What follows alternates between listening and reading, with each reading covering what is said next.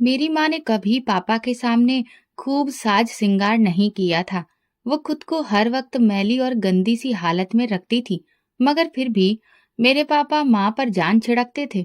एक दिन अचानक पिताजी का देहांत हुआ, तो उसी दिन पहली बार मैंने माँ को सजे संवरे देखा था। वो पापा की अर्थी के पास बैठकर दुख मनाने की बजाय जैसे खुशियां मना रही थी। लेकिन जब पिताजी का अंतिम संस्कार किया गया, तो मुझे अचानक उनकी वसीयत याद आ गई। उन्होंने मुझसे कहा था कि उन्हें अपनी जान से प्यारी पत्नी की तस्वीर के साथ ही अंतिम विदाई देना। मैंने वैसा ही किया, लेकिन जैसे ही मैंने वो तस्वीर पिता के ऊपर रखी, मेरे पैरों तले से जमीन खिसक गई। मेरे पिता की शादी उनकी पसंद से हुई थी, ना कि उनके घर वालों की पसंद से। अगर उनके घर वालों की पसंद इसमें शामिल होती, तो वे कभी भी एक दूसरे के नहीं हो सकते थे। इसलिए उन्होंने घर वालों को छोड़कर एक दूसरे के प्यार को अपना लिया। स्कूल के जमाने से ही मेरे पापा माँ की खूबसूरती के दीवाने थे। शुरू शुरू में तो उन्होंने ये मोहब्बत अपने दिल में ही छुपा कर रखी थी। मेरे पिता चुपचाप माँ को देखा करते थे, मगर उन्होंने कभी भी माँ से अपनी मोहब्बत का इजहार करने की हिम्मत नहीं की। स्कूल के बाद कॉलेज में भी माँ की खूबसूरती के चर्चे पूरे कॉलेज में थे। बहुत सारे लड़कों ने माँ की खूबसूरती पर मर मिटने के बाद उन्हें प्रपोज किया, लेकिन माँ ने किसी को भी घास नहीं डाली। पिताजी ने एक दिन मौका देखकर माँ को शादी के लिए प्रपोज कर दिया, ये जाने बिना कि दोनों के घर वाले एक दूसरे के जानी दुश्मन थे। माँ ने पिताजी को इनकार कर दिया। मेरी माँ, जो पिताजी के जज्बातों को बहुत अच्छे से जानती थी, इस बात से बेखबर थी कि माँ के इनकार की वजह से पापा पर क्या बीतेगी। मेरे पापा ने पूरे कॉलेज के सामने माँ का हाथ पकड़ते हुए कहा, रजनी, याद रखना, तुम सिर्फ मेरी हो।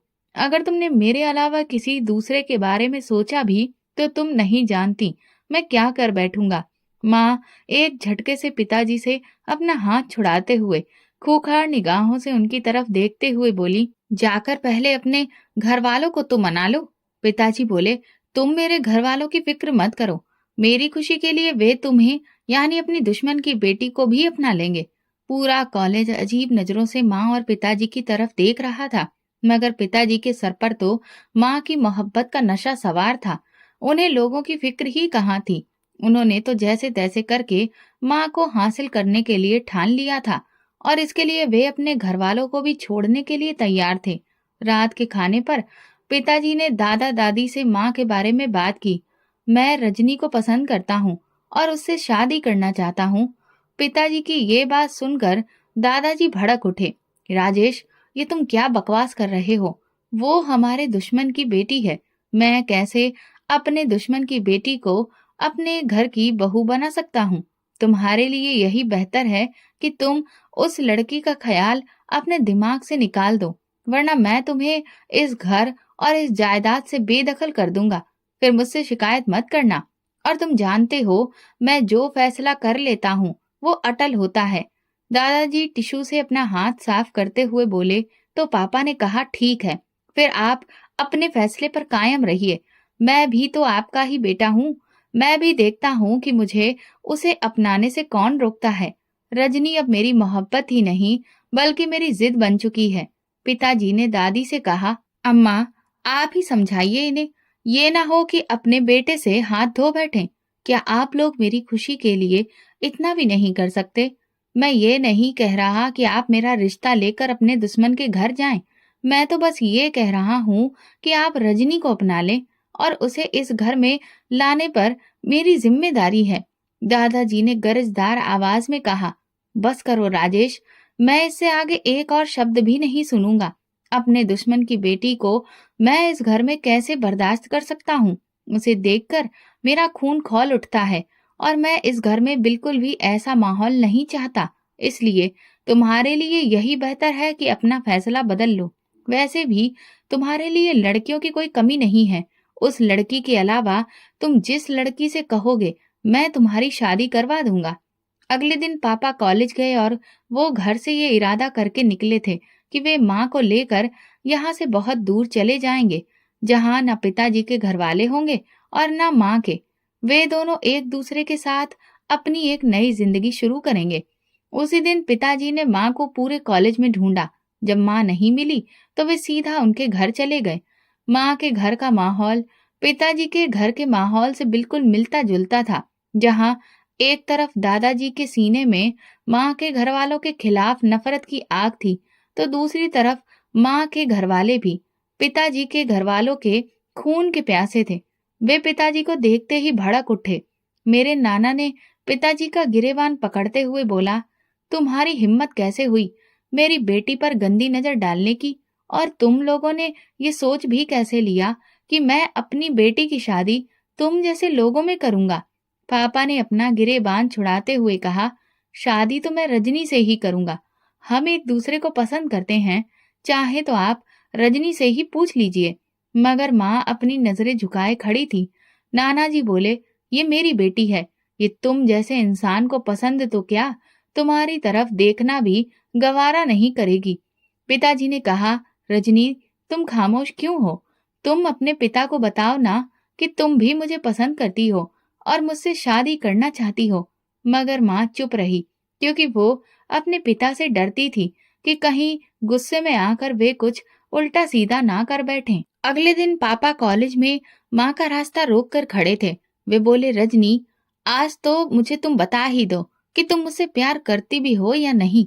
माँ गुस्से से बोली, राजेश मेरा रास्ता छोड़ो, मैं इस वक्त किसी भी तरह की बहस के मूड में नहीं हूँ। मेरी क्लास का समय हो रहा है, मुझे जाने दो। पिताजी माँ के पीछे पागल हुए पड़े थे, मगर माँ को तो कोई परवाह ही नहीं थी। जब भी पापा अपनी मोहब्बत के बदले माँ की राय मांगते तो वो बिना कुछ कहे रोने लग जाती थी। एक दिन पापा बोले, रजनी अगर तुम सच में मुझसे प्यार करती हो तो सब कुछ छोड़ छाड़ कर मेरे साथ चलो।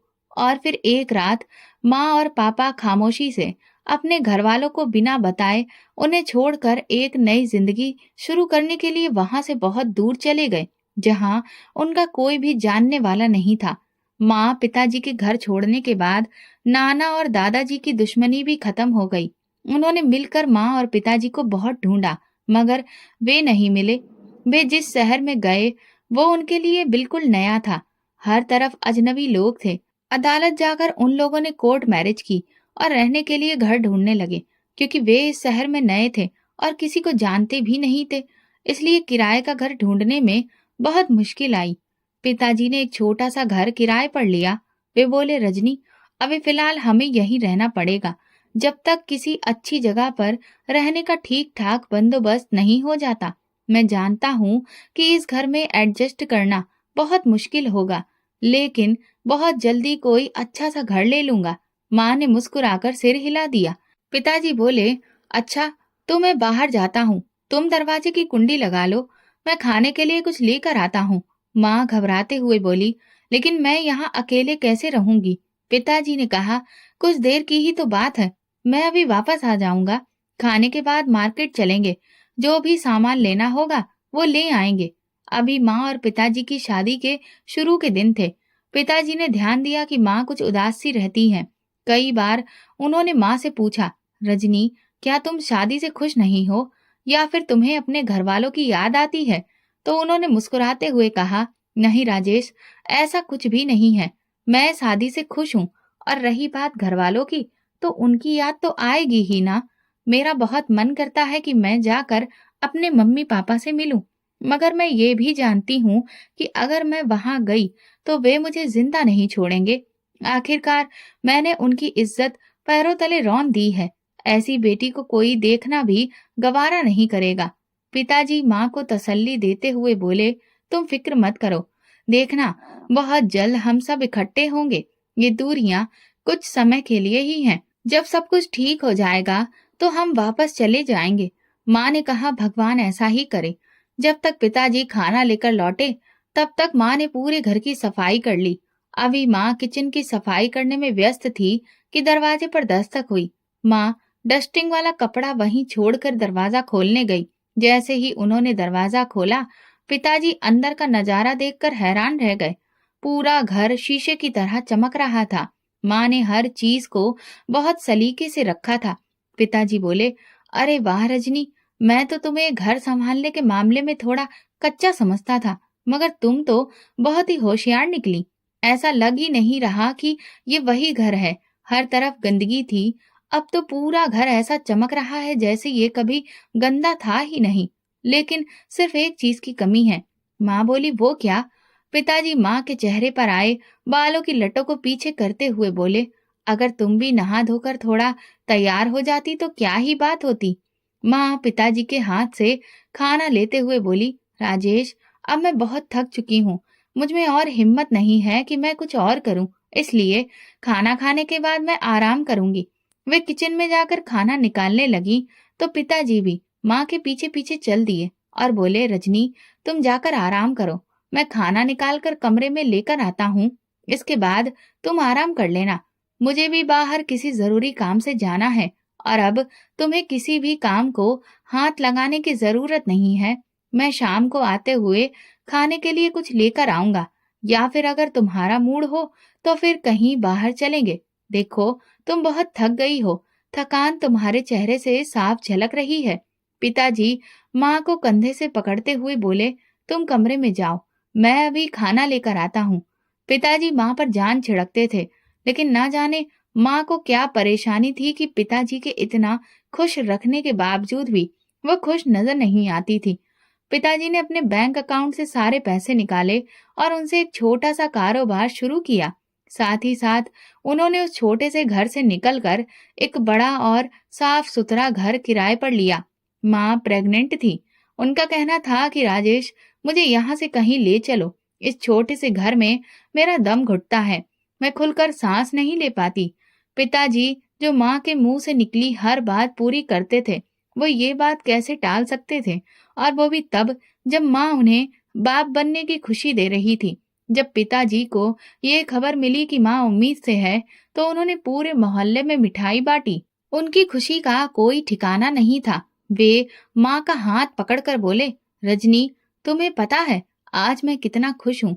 मुझे ऐसा लग रहा है कि मुझसे ज्यादा इस दुनिया में कोई और खुशकिस्मत नहीं है। बस अब तुम जल्दी से तैयार हो जाओ, हमें अभी डॉक्टर के पास चलना है। माँ बोली, लेकिन राजेश, इतनी जल्दी डॉक्टर के पास जाने की क्या जरूरत है? पता तो चल ही चुका है ना, तो फिर कल चलेंगे। पिताजी ने माँ का हाथ पकड़कर उन्हें खड़ा करते हुए कहा, रजनी, मैं तुम्हें इस मामले में बिल्कुल भी लापरवाही नहीं करने दूंगा। अब ये एक नहीं बल्कि दो दो जिंदगियों का मामला है। मैं इनमें से एक को भी नहीं खोना चाहता, इसलिए मैं कोई रिस्क नहीं लूंगा। तुम अभी उठो, चेंज करो, हम अभी डॉक्टर के पास जा रहे हैं। माँ तैयार होकर बाहर आई तो पिताजी सर से लेकर पैर तक उन्हें देखने लगे। रजनी यार, ये क्या? कम से कम बाहर जाते हुए तो अपना हुलिया ठीक कर लो। मैं तुमसे कितनी बार कह चुका हूँ कि थोड़ा बन सबर कर रहा करो। घर पर नहीं तो कम से कम बाहर जाते हुए तो अपनी हालत ठीक कर लिया करो। गली मोहल्ले के लोग तुम्हें देखकर क्या सोचेंगे कि तुम्हारे पति ने तुम्हें अच्छे से नहीं रखा हुआ है। माँ अपने ऊपर शॉल ओढ़ते हुए बोली, मुझे किसी की कोई परवाह नहीं। तुम कह रहे हो इसीलिए मैं चल रही हूँ, नहीं तो मेरा तो पहले ही जाने का मन नहीं था। पापा बोले, अच्छा ठीक है चलो। माँ के प्रेग्नेंट होने के बाद पापा ने उनका ज्यादा ध्यान रखना शुरू कर दिया। उनका ज्यादातर वक्त घर पर ही गुजरता। वे घर के किसी काम को भी माँ को हाथ तक न लगाने देते और उनके खाने पीने का खास ख्याल रखते। माँ को इन सब बातों से बहुत चिढ़ थी। वे झल्लाकर बोलती, राजेश, मैं इतनी भी लाचार नहीं हूँ कि तुम मुझे नीचे पाँव ही नहीं रखने देते हो। वे बोले, डॉक्टर ने क्या कहा था, तुम्हें याद है ना? डॉक्टर ने कहा था कि तुम्हें पूरी तरह से बेड रेस्ट करना है। वो माँ के सामने फल रखते हुए बोले, अच्छा, अब चुपचाप से ये सब खा लो। माँ मुंह दूसरी तरफ करते हुए बोली, राजेश, ये क्या जबरदस्ती है? मुझे नहीं खाया जाता इतना सारा। पिताजी ने कहा, खाना तो पड़ेगा, अपने लिए ना सही तो इस नन्ही सी जान के लिए जो तुम्हारे अंदर पल रही है। पापा अक्सर बातों ही बातों में माँ को कहते कि वे खुद को साफ सुथरा रखें, लेकिन माँ बजाय पापा की बात पर ध्यान देने के उल्टा उन्हें ही सुनाती। राजेश, अब तुम्हारा मुझसे मन भर गया है, इसीलिए तो तुम मुझ में कमियां निकालते रहते हो। पिताजी ने कहा, रजनी, ऐसी कोई बात नहीं है। तुम चाहे जिस हाल में भी हो मुझे अच्छी लगती हो। मैं तो बस ये कहता हूँ कि तुम अपने आप को गंदी हालत में मत रखा करो। बल्कि तैयार होकर रहा करो, अपने लिए नहीं तो अपने पति के लिए ही। माँ अपने बालों का जूड़ा बनाते हुए बोली, ये लो, मैंने बाल समेट लिए, अब तो खुश हो। पिताजी माँ को मोहब्बत भरी नजरों से देखते हुए बोले, खुश तो मैं उस दिन से ही हूँ जिस दिन से तुम मेरी जिंदगी में शामिल हुई थी। 9 महीने पूरे होने के बाद जब मैं इस दुनिया में आई तो मेरे पापा को दुनिया की हर खुशी मिल गई। जब उन्होंने मुझे पहली बार गोद में लिया तो उनकी आंखें खुशी से भर आईं। वे मुझे गोद में उठाकर माँ के पास लेकर बोले, रजनी, ये देखो, हमारी बेटी बिल्कुल तुम पर गई है। माँ मुंह दूसरी तरफ करके रोने लगी। पिताजी ने जब माँ की आंखों में आंसू देखे तो पूछने लगे, रजनी, तुम्हें क्या हुआ? तुम क्यों रो रही हो? क्या तुम खुश नहीं हो? भगवान ने तुम्हें बेटी के रूप में आशीर्वाद दिया है। वे माँ का चेहरा अपनी तरफ करते हुए बोले, इधर मेरी तरफ देखो। अरे देखो तो सही, क्या तुम अपनी बेटी से नहीं मिलोगी? देखो ये कितनी मासूम है।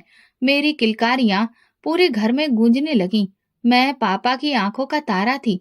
मुझे देखकर वे दुनिया का हर काम भूल जाते, मेरी छोटी छोटी खुशियों का ख्याल रखते। एक दिन पापा कमरे में बैठे अपने कारोबार के हिसाब में व्यस्त थे और माँ किचन में खाना बना रही थी। मैं धीरे धीरे छत की सीढ़ियों की तरफ चढ़ने लगी। एकदम से मेरा पांव फिसला और मैं फर्श पर गिर गई। पिताजी अंदर से भागते हुए बाहर आंगन में आए। मेरे माथे से खून की बूंदें निकल रही थीं। मैं जोर जोर से रोने लगी। तभी माँ किचन से बाहर आई तो पिताजी चिल्लाने लगे, रजनी, तुम इतनी लापरवाह कैसे हो सकती हो? जब तुम्हें पता था कि बच्ची बाहर है तो तुम इसे मेरे पास छोड़ जाती। देखो तो ये कैसे रो रही है। वे मुझे फौरन डॉक्टर के पास ले गए। माँ पिताजी के सख्त लहजे से डर कर सहमी सहमी सी वहीं पर खड़ी रह गई, क्योंकि इससे पहले पिताजी ने कभी भी इस लहजे में माँ से बात नहीं की थी। जब पिताजी मेरी मरहम पट्टी करवा कर लाए तो मैं माँ को देखकर अपने दोनों हाथ फैलाने लगी। माँ ने मुझे गोद में लिया और कमरे में चली गई। पिताजी ने खाना बर्तनों में निकाला और कमरे में लाकर माँ के सामने रखते हुए बोले, सॉरी रजनी, ना जाने आज मुझे क्या हो गया था। रोहिणी की हालत देखकर मैं खुद पर काबू न पा सका और तुमसे उस लहजे में बात कर गया। माँ अपनी नजरें झुकाए अपने हाथों को घूर रही थी। पिताजी ने थोड़ी से पकड़कर माँ का चेहरा ऊपर किया। रजनी, माफ कर दो, वादा है आज के बाद कभी भी तुमसे इस तरह रूखे लहजे में बात नहीं करूंगा। मगर प्लीज तुम भी रोहिणी के मामले में थोड़ा ध्यान रखा करो। छोटी बच्ची है, तुम्हें और मुझे उसका मिलकर ध्यान रखना है। माँ इस बात से सहमत होते हुए खाना निकालने लगी। ऐसे ही मेरे बाद भगवान ने मेरे माँ बाप को एक और बेटी और एक बेटा दिया। अब हम 3 भाई बहन थे। परिवार बढ़ जाने की वजह से पिताजी ने दिन रात मेहनत करना शुरू कर दिया। उनका ज्यादातर वक्त अपने स्टोर पर गुजरता। एक दिन अचानक मेरी आंख खुली तो देखा मम्मी पापा किसी बात पर बहस कर रहे थे। उसी दिन माँ का लहजा बदला बदला था, क्योंकि मैं अब बड़ी हो चुकी थी और बातों को समझने लगी थी, तो मुझे माँ की लड़ाई कुछ कुछ समझ आने लगी थी। पिताजी माँ को प्यार से समझाने की कोशिश कर रहे थे, रजनी, ये सब छोड़ दो, यही तुम्हारे और मेरे बच्चों के लिए सही है। मैं 8वीं क्लास की पढ़ाई कर रही थी जब स्कूल में पेरेंट्स टीचर मीटिंग हुई। मैंने अपने पापा और मम्मी दोनों से कहा कि वे मेरे साथ चलें। पापा प्यार से मेरे सिर पर थपकी देते हुए बोले, रोहिणी बेटा, मुझे तो स्टोर पर बहुत काम है, अगली बार मैं जरूर चलूंगा। तुम ऐसा करो कि अपनी माँ को साथ ले जाओ। माँ, जो मेरे लिए नाश्ता बना रही थी, मुड़कर पिताजी की तरफ देखते हुए बोली, ठीक है, मैं रोहिणी के साथ चली जाऊंगी। पिताजी अपना बैग कंधे पर डालते हुए बोले, अच्छा, मैं जा रहा हूँ। तो माँ ने कहा, लेकिन राजेश, नाश्ता तो करते जाओ। पिताजी बोले, मैं पहले ही बहुत लेट हो चुका हूँ, इसलिए वहीं पर जाकर नाश्ता कर लूंगा। बस तुम जल्दी से रोहिणी के साथ चली जाओ। फिर वे स्टोर चले गए। माँ मुझे आवाज देते हुए बोली, रोहिणी, इधर आओ, तुम जल्दी से नाश्ता कर लो, मैं अभी तैयार होकर आती हूँ। कुछ ही देर में जब माँ कमरे से बाहर आई तो मैं माँ को देखती रह गई, क्योंकि आज से पहले मैंने माँ को इतना सजा संवरा कभी नहीं देखा था। मैंने तो हमेशा उन्हें मैले कुचले और गंदे कपड़ों में ही देखी रहती थी। पिताजी के 1000 बार कहने के बावजूद भी माँ खुद को साफ सुथरा नहीं रखती थी। इसके बावजूद भी पिताजी ने कभी भी माँ को तिरस्कार की नजर से नहीं देखा। माँ ने मुझे अपनी तरफ देखते हुए बोला, ऐसे क्या देख रही हो? मैंने अपने दोनों हाथ गालों पर रखकर कहा, माँ, आप कितनी सुंदर लग रही हैं। मेरी सारी सहेलियां आपको देखती रह जाएंगी। माँ बोली, अच्छा सुनो रोहिणी, तुम अपने पापा से इस बात का जिक्र मत करना कि मैं तुम्हारे स्कूल तैयार होकर गई थी, वरना वो गुस्सा होंगे। मैं अपने दिमाग पर जोर देते हुए सोचने लगी कि जहां तक मुझे याद है, पापा तो खुद माँ को सजने संवरने को कहते थे, फिर वो गुस्सा क्यों होंगे? माँ मेरा हाथ पकड़ते हुए बोली, चलो, जल्दी चलो, ताकि तुम्हारे पापा के आने से पहले हम घर वापस आ जाएं। जब मैं और माँ स्कूल से आए, तो माँ आते ही फिर से अपना वही पुराना हुलिया बना लेती, क्योंकि वो साफ सुथरे कपड़ों में पापा के सामने नहीं जाना चाहती थी। एक दिन पापा स्टोर से आते हुए माँ के लिए मार्केट से 2 खूबसूरत साड़ियां लेकर आए। उन्हें देखकर माँ खुश होने के बजाय बोली, राजेश, इस सब की क्या जरूरत थी? मेरे पास पहले ही काफी सारी साड़ियां हैं, कुछ तो मैंने अभी पहन कर भी नहीं देखी हैं।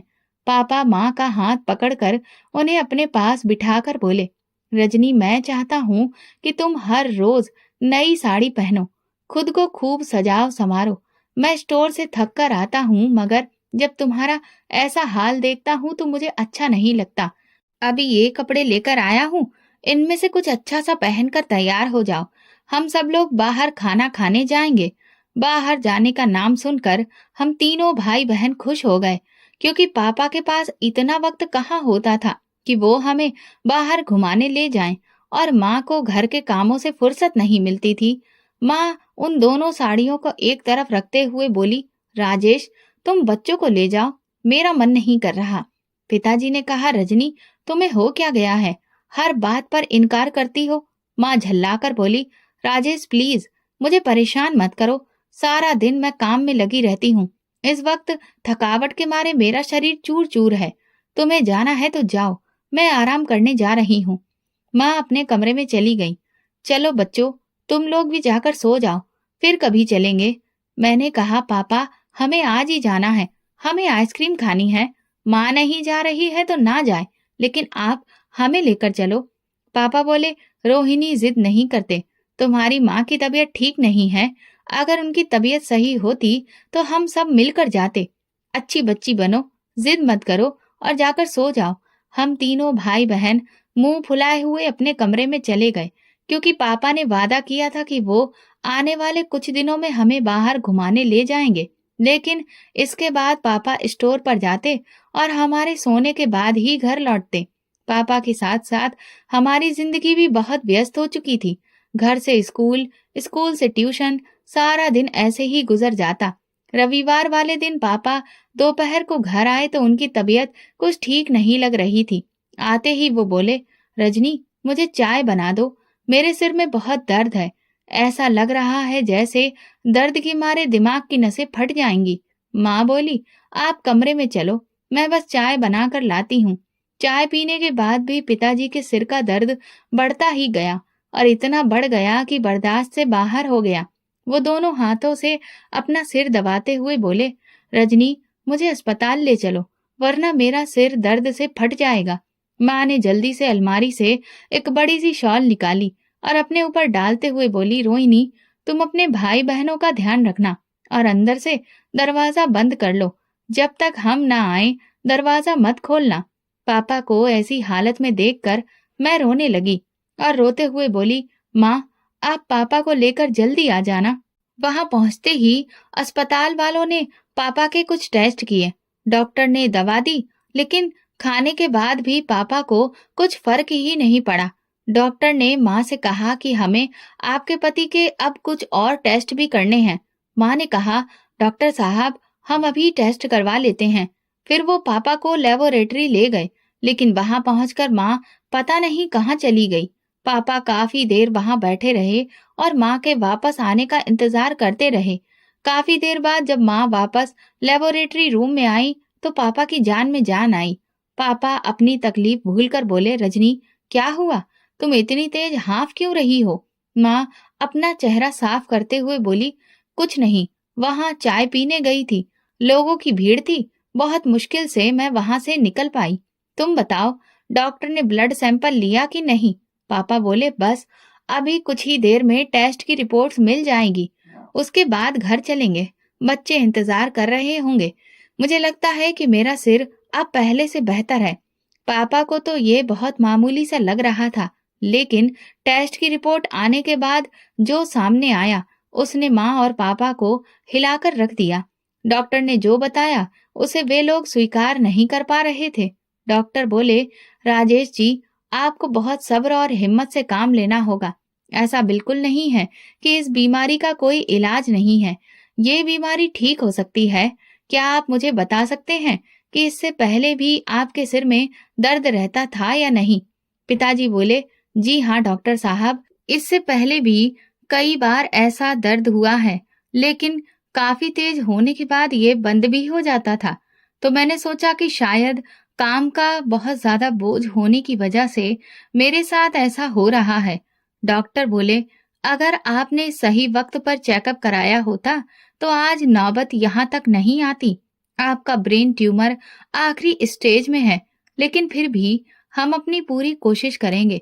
जब माँ पिताजी को अस्पताल से घर लाई तो कंधे पर हाथ रखते हुए बोली, राजेश, घर आ गया है। पापा एकदम से चौंके। घर आते ही पापा ने हम तीनों भाई बहनों को अपने सीने से लगाया और हिचकियों से रोने लगे। मैं पिताजी का चेहरा अपने हाथों में लिए उनके आंसू साफ करते हुए बोली, पापा, आप ठीक तो हैं? रो क्यों रहे हैं? पापा ने आंसुओं के बीच बोलते हुए कहा, बस ऐसे ही, तुम लोगों के बिना मैं नहीं रह सकता। मैंने कहा, पापा, हम भी तो आपके बिना नहीं रह सकते। आपको पता है, जब आप रात को स्टोर से को आते हैं तो हमारी नजरें आपके इंतजार में दरवाजे पर लगी रहती हैं। पापा बोले, मेरे बच्चे, मैं भी तुम लोगों के बिना नहीं रह सकता, लेकिन मुझे लगता है कि मेरे पास बहुत कम वक्त है। मैंने कहा, पापा, आप ऐसा मत कहिए। जब मुझे पता चला कि पापा को ब्रेन ट्यूमर है तो मैं बहुत रोई। भगवान से रो रो कर अपने पिता को ठीक करने की दुआएं करने लगी, लेकिन शायद मेरी दुआओं में इतना असर नहीं था। इसलिए एक रात मेरे पिता खामोशी से इस दुनिया को छोड़ गए। वो रात हमारे लिए जैसे कयामत की रात थी। मैं पिताजी के चेहरे को बार बार छू कर कहती, पापा, उठो ना। आपने तो कहा था कि आप हमें छोड़कर नहीं जाएंगे, तो फिर आप इस तरह से हमें छोड़कर क्यों चले गए? हम अब कैसे जिएंगे आपके बिना? हमारे घर में मातम पसरा हुआ था। हम तीनों भाई बहनों का रो रो कर बुरा हाल था। उस वक्त हमें माँ की तसल्ली की जरूरत थी, लेकिन माँ कहीं भी हमारे आस पास नहीं थी। वो पापा के पास बैठी थी, लेकिन हमारी आंखें उन्हें ढूंढ रही थी, मानो वो इस भीड़ में कहीं खो गई हो। जब मैं इधर उधर देख रही थी, अचानक मेरी नजर माँ पर पड़ी तो जैसे मेरे सिर पर आसमान टूट पड़ा। मुझे माँ से इस हरकत की बिल्कुल भी उम्मीद नहीं थी। वजह ये थी कि पापा की मौत पर जहाँ हर किसी की आंखें नम थीं, वहीं माँ पूरी तरह से सजी धजी किसी सजावटी सामान की तरह पापा की अर्थी के पास बैठी थी, मानो कोई उत्सव हो रहा हो। मैं क्रोधित हो उठी। जब तक पापा जिंदा थे, उनके बार बार कहने पर भी माँ ने कभी खुद को सजाया संवारा नहीं, और आज जब वो विधवा हो गईं, उन्हें दुखी होने के बजाय सज धज कर लोगों के सामने बैठना ठीक लगा। गली मोहल्ले की औरतें माँ की इस हरकत पर बहुत हैरान थीं। वे कह रही थीं, जिस औरत का पति उसे छोड़कर चला गया, वो ऐसे सजी धजी उसकी अर्थी के पास कैसे बैठ सकती है? लोग तरह तरह की बातें करने लगे। कोई कहता कि औरत चरित्रहीन है, तो कोई कहता बाप तो चला गया, इन बेचारे बच्चों का क्या होगा? उनकी बातें सुनकर मुझे बहुत तकलीफ हुई। दिल चाहा कि जमीन फट जाए और मैं उसमें समा जाऊं। मैं तुरंत माँ के पास गई और उनके कान में धीरे से कहा, माँ, ये क्या हरकत है आपकी? आपकी वजह से लोग तरह तरह की बातें कर रहे हैं। माँ आग बबूला होकर बोली, मुझे लोगों की कोई परवाह नहीं। लोगों की तो आदत है बातें बनाना। क्या मैं लोगों की वजह से जीना छोड़ दूं? मैंने नम आंखों से माँ की तरफ देखा और कहा, क्या आपको पापा की मौत का जरा भी दुख नहीं है? आखिर वो आपसे कितना प्यार करते थे, आप पर जान छिड़कते थे। आप जो भी कर रही हैं, उससे तो बिल्कुल भी नहीं लगता कि आपके पति के बिछड़ने का आपको कोई गम है। इस मौके पर ऐसी हरकतें क्यों? माँ साड़ी का पल्लू ठीक करते हुए बोली, मेरी भलाई से, और तुम इधर से उठो, जाकर अपने पिता की अर्थी के पास बैठो। उनका आखिरी वक्त है, उनके पास समय बिताओ। जब पापा को घर से ले जाया जाने लगा तो मैंने उनके हाथों को पकड़कर रोते हुए कहा, पापा, एक बार उठ जाइए, मत जाइए। मैं तो आपकी लाडली बेटी हूँ। आप अपनी लाडली को छोड़कर कैसे जा सकते हैं? वो आपके बिना कैसे जिएगी? जब उनकी अर्थी को उठाया गया तो ऐसा लगा जैसे मेरी दुनिया ही खत्म हो गई हो। मैं रोती रही लेकिन पापा नहीं उठे।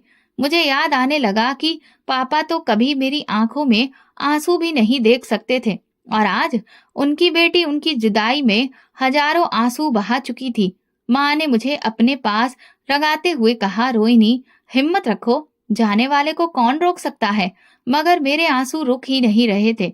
उस दिन मुझे लग रहा था कि जैसे मैं भी मरकर पापा के साथ ही चली जाऊं। जब उन्हें अंतिम संस्कार के लिए ले जाया गया तभी मुझे अचानक पापा की वसीयत याद आई। उन्होंने कहा था कि उन्हें अपनी जान से प्यारी पत्नी की तस्वीर के साथ अंतिम विदाई दी जाए। मैंने वैसा ही किया।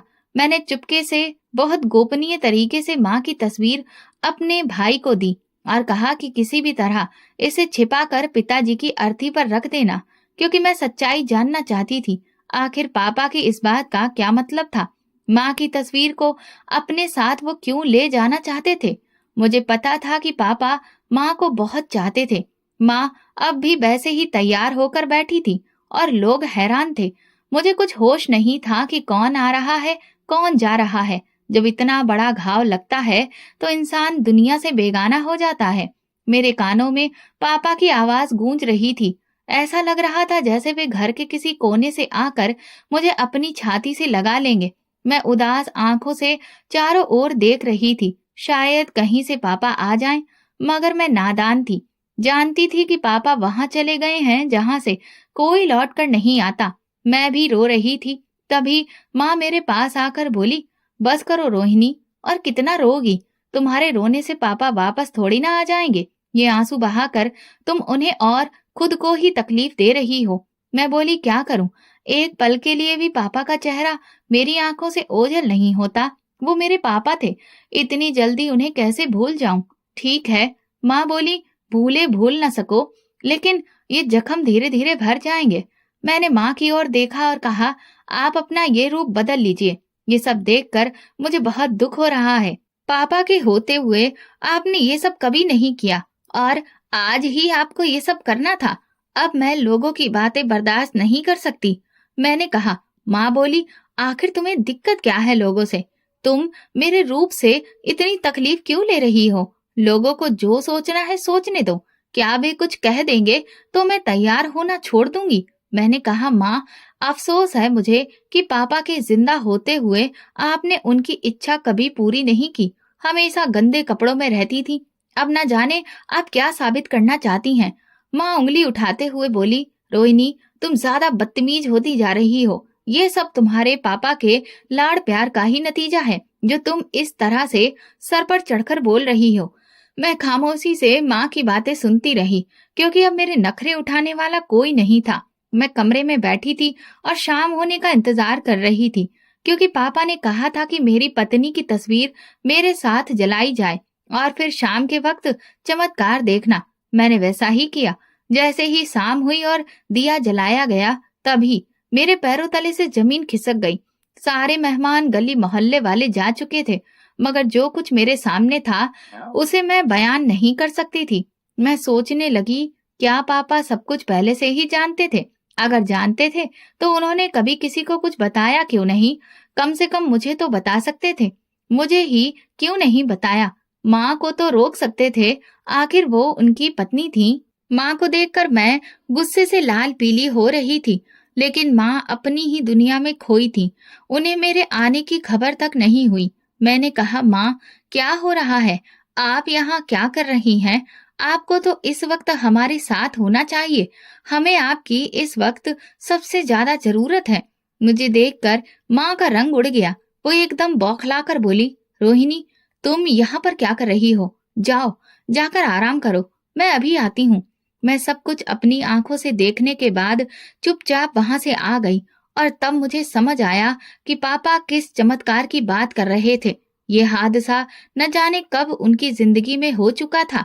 शायद वो बहुत पहले से ही माँ की इस हरकत को जान चुके थे और यकीनन यही हादसा पिताजी की मौत का कारण बना। माँ से मुझे ये उम्मीद हरगिज नहीं थी। मेरी छोटी बहन और मेरा भाई दोनों मेरे दाएं बाएं बैठे थे। वे बोले, दीदी हमें पापा की बहुत याद आ रही है, पापा कब आएंगे? वे इतने मासूम थे कि उन्हें खबर ही नहीं थी कि वो जिसका इंतजार कर रहे हैं वो कभी लौट कर नहीं आएंगे। रात काफी गहरी हो चुकी थी। मैं उन दोनों को सुलाने के बाद खिड़की से बाहर का मंजर देख रही थी कि अचानक मुझे अंधेरे से डर लगने लगा। मैं जल्दी से खिड़की बंद कर तुरंत बेड पर सिमट कर बैठ गई। इससे पहले मुझे कभी भी डर महसूस नहीं हुआ था।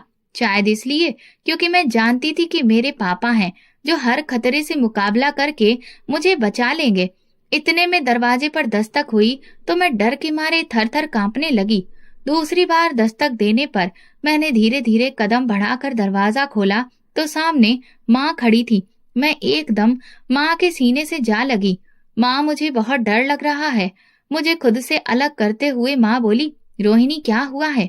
वो मेरे चेहरे पर आए बालों की लटों को पीछे करते हुए बोली, खुद को संभालो, अब तुम बच्ची थोड़ी हो जो ऐसे डर गई हो। मैं तो बस देखने आई थी कि तुम लोग सो रहे हो या नहीं।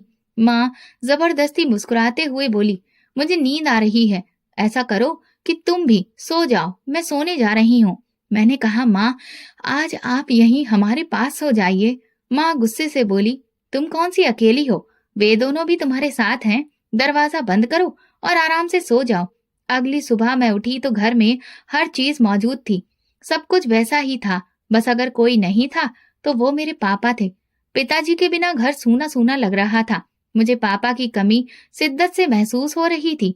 माँ सुबह सवेरे ही कंधे पर शॉल ओढ़कर बोली, रोहिणी तुम अपने भाई बहनों का और घर का ख्याल रखना, मैं स्टोर पर जा रही हूँ। मैंने कहा, लेकिन आज तो पिताजी को गए दूसरा दिन है, लोग क्या कहेंगे? माँ बोली, एक तो तुम हर बात के बीच में लोगों को ले आती हो, तुम क्यों दूसरों के बारे में इतना सोचती हो? अब अगर मैं यूं घर पर हाथ रखकर बैठी रही तो ये घर कैसे चलेगा? और तुम लोगों की पढ़ाई लिखाई के खर्चे कहाँ से पूरे होंगे? इस सब के लिए तो मुझे स्टोर पर जाना ही पड़ेगा ना। अब अगर सारा काम नौकरों पर छोड़ दिया तो एक हफ्ते में स्टोर खाली हो जाएगा और हम लोगों को 2 वक्त की रोटी के लिए भी तरसना पड़ेगा। इसलिए मैं जो कह रही हूँ वो करो, मैं जल्दी ही वापस आ जाऊंगी। सारा दिन हम तीनों माँ के आने का इंतजार करते रहे, लेकिन वो शाम के वक्त लौटी। माँ को देखते ही मैं किचन में घुस गई। उस दिन पहली बार मैंने खाना बनाया। मैं बोली, फ्रेश हो जाइए माँ, मैं आपके लिए खाना लाती हूँ। माँ बोली, तुम लोगों ने खाना खा लिया? मैंने हाँ में सिर हिलाया तो वो कहने लगी, मैंने भी बाहर से खाना खा लिया है, इसलिए तुम लोग खाना वगैरह छोड़ो और जाकर सो जाओ। अभी हम लोगों को कमरे में गए हुए कुछ ही देर हुई थी कि तभी बाहर से किसी के चिल्लाने की आवाजें आने लगी। वो एक मर्दाना आवाज थी और इतनी ऊंची थी कि उसके आगे माँ की आवाज दब रही थी। मैं अपने बहन भाइयों से बोली, तुम लोग यहीं पर रुको, मैं अभी आती हूँ। दरवाजा अंदर से बंद कर लो और जब तक मैं ना आऊं दरवाजा बिल्कुल भी मत खोलना। ये आवाज हमारे घर के पिछले हिस्से से आ रही थी। मैं धीरे धीरे वहां पहुंची तो मेरे सामने वही नजारा था। माँ उस आदमी के साथ खड़ी हुई बातें कर रही थी। न जाने वे दोनों किन बातों में उलझे थे। वो आदमी माँ से बोला, अगर तुमने ऐसा नहीं किया तो फिर मैं तुमसे शादी नहीं करूंगा। माँ बोली, प्लीज भगवान के लिए मेरे साथ ऐसा मत करो, मैं पहले ही तुम्हें इतना कुछ दे चुकी हूँ। तो वो आदमी बोला, तो मैं कब तुमसे स्टोर लेने का कह रहा हूँ, मैं तो बस ये कह रहा हूँ कि ये स्टोर मेरे नाम पर कर दो, उसके बाद हम शादी कर लेंगे। जो मेरा होगा वो तुम्हारा भी तो होगा ना। माँ चीख कर बोली, हरगिज नहीं, ये मेरे बच्चों का अधिकार है और मैं उनका अधिकार उनसे बिल्कुल नहीं छीनूंगी। वह आदमी सख्त लहजे में बोला, अच्छा तो अपना स्टोर अपने पास रखो, आज के बाद तुम्हारा और मेरा कोई रिश्ता नहीं। माँ उसकी शर्ट को खींचते हुए बोली, प्लीज मुझे छोड़कर मत जाओ। माँ उस आदमी के सामने भीख मांग रही थी। मगर उसने माँ की एक भी बात नहीं सुनी और फिर वो वहां से चला गया। मेरे पास शब्द नहीं थे कि मैं माँ को किस तरह से तसल्ली देती। माँ घुटनों के बल बैठकर जमीन पर रो रही थी। मैंने उनके कंधे पर हाथ रखा। वो मुझे देख कर रोने लगी और बाहर की ओर इशारा करके बोली, वो मुझे छोड़कर चला गया सिर्फ इसलिए कि मैंने स्टोर उसके नाम पर नहीं किया, क्योंकि मैं अब उसकी नीयत को साफ तौर पर जान चुकी थी। माँ मेरे गले लगकर फूट फूट कर रोने लगी। बोली, रोहिणी, मुझे माफ कर दो। मैंने तुम्हारे साथ साथ तुम्हारे पापा की भी मैं मुजरिम हूँ। मैंने कहा, माँ, ये सब कब से चल रहा है? आप कब से इस आदमी को जानती हैं? माँ बोली, मैंने तुम्हारे नाना नानी के खिलाफ जाकर तुम्हारे पापा से शादी की। हम दोनों सब कुछ छोड़कर एक नई जिंदगी शुरू करने के लिए यहाँ आए थे। मैं नहीं जानती थी कि तुम्हारे पापा के बाद भी मुझे किसी से मोहब्बत हो सकती है। अंकित मकान मालिक का बेटा था। वो बहाने से घर आता और बातों बातों में मुझे उसने अपने जाल में फंसा लिया।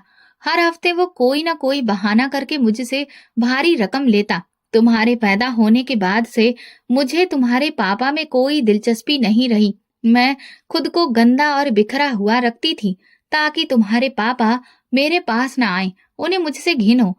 मैं अंकित की मोहब्बत में पागल हो चुकी थी और ये बात तुम्हारे पापा पहले ही समझ चुके थे। इसके बावजूद उनकी मोहब्बत में कभी कोई कमी नहीं आई। वो आज भी मुझे उतनी ही शिद्दत से चाहते थे और एक मैं बदनसीब थी जो उनकी मोहब्बत को ठुकराती रही, उस इंसान के पीछे भागती रही जिसे सिर्फ दौलत की भूख थी और कुछ नहीं। तुम्हें पता है आज अंकित मुझसे क्या मांग रहा था? वो स्टोर के कागजात मांग रहा था और कह रहा था कि स्टोर मेरे नाम पर कर दो, तभी मैं तुमसे शादी करूंगा। जब मैंने उससे कहा कि ये स्टोर मैं तुम्हारे नाम बिल्कुल नहीं करूंगी, ये मेरे बच्चों का हक है, तो वो भड़क उठा और चिल्लाने लगा। रोहिणी, अगर हो सके तो मुझे माफ कर दो। मैं अब खुद से नजरें मिलाने के काबिल नहीं रही। मैंने कहा, माँ, जो गलती आपसे हो चुकी है उसे मत दोहराइए। और फिर गलतियां तो इंसान से ही होती हैं। बस मुझे एक बात का दुख रहेगा कि आपने पापा जैसे सच्चे और प्यार करने वाले इंसान के साथ बेवफाई की। वो तो बस आपको देखकर ही जीते थे। माँ शर्मिंदा होती हुई मेरे सामने हाथ जोड़कर खड़ी थी। उन्होंने कहा, मैं तुम सबकी गुनाहगार हूँ। जो गुनाह मैंने किया शायद भगवान भी मुझे माफ ना करे। मैंने एक लालची इंसान के लिए अपना पूरा घर तबाह कर लिया। माँ अपने हाथों की ओर देखते हुए बोली, देखो रोहिणी, आज मैं खाली हाथ खड़ी हूँ। शायद ये भगवान की तरफ से मुझे सजा मिली है, लेकिन आज से मैं सच्चे दिल से ये प्रण लेती हूँ कि अब दोबारा कोई गुनाह नहीं करूंगी, बल्कि अपने बच्चों का हौसला और सहारा बनूंगी। माँ ने रोजाना स्टोर पर जाना शुरू कर दिया था और फिर हमारी मेहनत का नतीजा था कि स्टोर ने बहुत जल्द सुपर स्टोर का दर्जा हासिल कर लिया। काम के साथ साथ माँ हम बहन भाइयों का भी बहुत अच्छे से ध्यान रखती थी। उन्होंने कभी हमें पापा की कमी महसूस नहीं होने दी। अभी जब कभी मैं सोचती हूँ तो मेरी आत्मा कांप जाती है कि अगर माँ सही रास्ते पर नहीं आती तो हम बहन भाइयों का क्या होता। हमें शायद सौतेले बाप के जुल्म को सहना पड़ता। मैं भगवान की शुक्रगुजार हूँ कि जिन्होंने वक्त रहते मेरी माँ को सद्बुद्धि दी और समझ दी। आज हम लोग एक खुशहाल और निश्चिंत जिंदगी जी रहे हैं। बेशक हमारे बीच आज पापा मौजूद नहीं है, लेकिन अब मुझे इस बात की तसल्ली है कि कम से कम माँ को ये एहसास तो हुआ है कि उन्होंने पापा के प्यार को ठुकरा कर बहुत बड़ी गलती की थी। अब वो पापा के प्यार की कदर समझती हैं।